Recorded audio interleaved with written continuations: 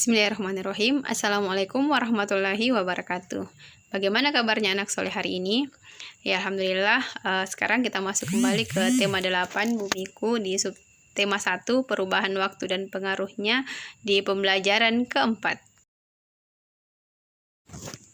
Sore itu Alan sedang membaca berita tentang sebuah sekolah untuk anak jalanan. Ya, judul beritanya adalah Sekolah Anak Jalanan. Nah, anak-anak, coba perkirakan informasi yang akan kalian dapatkan dari artikel koran berjudul Sekolah Anak Jalanan tersebut. Perkirakan fakta-fakta yang kalian dapatkan dari artikel tersebut. Kemudian tuliskan pertanyaan-pertanyaan yang kalian miliki terkait dengan judul artikel. Dan pelajaran apa yang kira-kira akan kalian dapatkan dari artikel tersebut. Ya, sebelum membaca artikel ya. Nah, baik, sekarang silakan baca artikel yang berjudul Sekolah Anak Jalanan. Setelah membaca teks yang ada yang berjudul Sekolah Anak Jalanan, coba kalian perkirakan kembali informasi yang kalian dapatkan.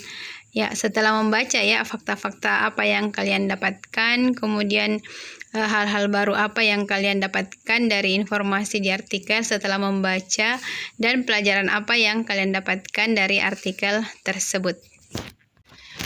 Dari cerita tentang Pusat Kegiatan Belajar Masyarakat atau PKBM Himmata pada Sekolah Anak Jalanan, kita menjadi tahu bahwa ada orang yang rela bekerja keras agar setiap anak Indonesia memperoleh pendidikan. Hampir setiap hari kamu dan teman-temanmu pergi ke sekolah untuk belajar. Bagi beberapa anak Indonesia, kesempatan untuk bersekolah tidak mudah didapat. Supaya kegiatan bersekolah memberikan manfaat, maka kita perlu untuk melakukan kewajiban-kewajiban sebagai seorang pelajar. Ya, kewajiban-kewajiban kita sebagai seorang pelajar diantaranya adalah mematuhi peraturan sekolah, mengikuti proses belajar mengajar, menghormati bapak ibu guru, menghargai teman meskipun berbeda suku dan agama. Kemudian kita juga berkewajiban untuk menjaga lingkungan baik di sekolah ataupun lingkungan masyarakat.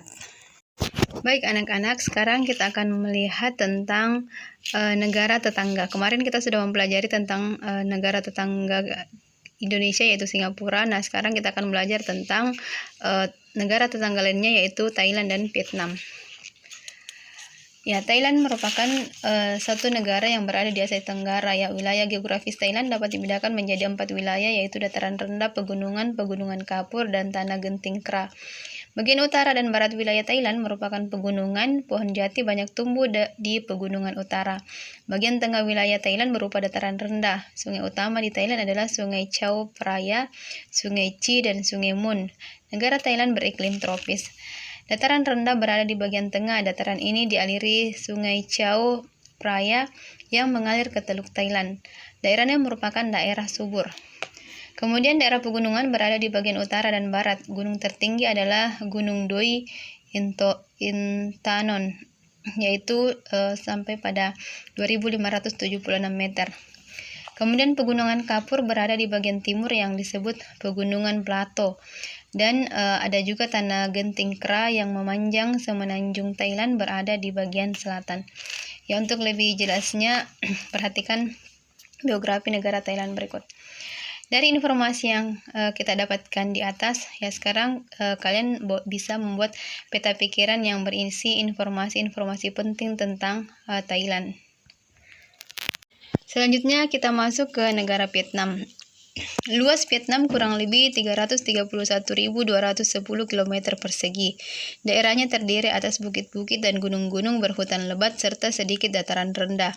Wilayah Vietnam bagian utara berupa pegunungan, sedangkan bagian selatan berupa dataran rendah yang subur. Gunung-gunung yang ada di Vietnam antara lain Gunung Ngo Linh dan Gunung Chuyen Sin. Sungai utamanya adalah Sungai Mekong dan Sungai Sangka. Perhatikan biografi dari negara Vietnam berikut. Kita sudah mempelajari tentang negara Thailand dan negara Vietnam. Nah, sekarang coba kalian bandingkan kondisi alam negara Thailand dan Vietnam. Carilah persamaan dan perbedaan kedua negara tersebut. Carilah informasi yang kalian butuhkan dengan teknik membaca memindai. Dalam membaca memindai, pembaca akan langsung mencari informasi tertentu atau fakta khusus yang diinginkan tanpa memperhatikan atau membaca bagian lain dalam bacaan yang tidak dicari. Untuk lebih memahaminya, coba kita baca teks berikut dengan teknik memindai. Teks ini berjudul ASEAN. Kita bisa langsung menentukan kapan ASEAN terbentuk, yaitu pada tanggal 8 Agustus 1967 di Bangkok, Thailand. Kemudian negara yang memprakarsai berdirinya ASEAN yaitu Indonesia yang diwakili oleh Adam Malik, kemudian Malaysia oleh Tun Abdul Razak, Thailand diwakili Tanat Koman, kemudian Singapura diwakili oleh Raja Ratnam, dan Filipina diwakili oleh Narcisco Ramos. Kemudian kita bisa langsung melihat kerjasama ASEAN di bidang ekonomi, yaitu pembukaan pusat promosi ASEAN, penyediaan cadangan pangan, penyelenggaraan proyek industri, kawasan perdagangan bebas, dan koperasi ASEAN. Ya, adapun kerjasama ASEAN di bidang politik yaitu Defense Ministers Meeting, pengiriman surat, perjanjian ekstradisi ASEAN, perjanjian kawasan bebas nuklir, dan perjanjian kawasan damai bebas dan netral.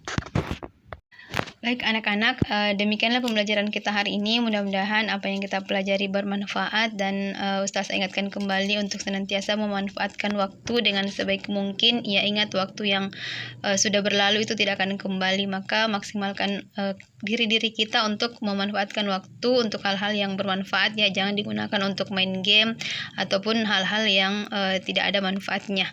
Ya, kita cukupkan. Wassalamualaikum warahmatullahi wabarakatuh.